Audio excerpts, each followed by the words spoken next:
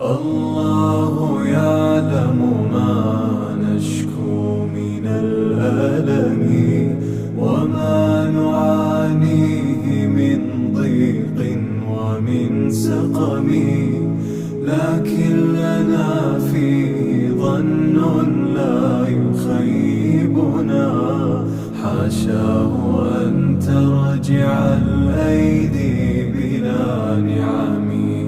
كم جاد من فضله قبل السؤال، وكم أعطى وأغنى بمحض الجود والكرم.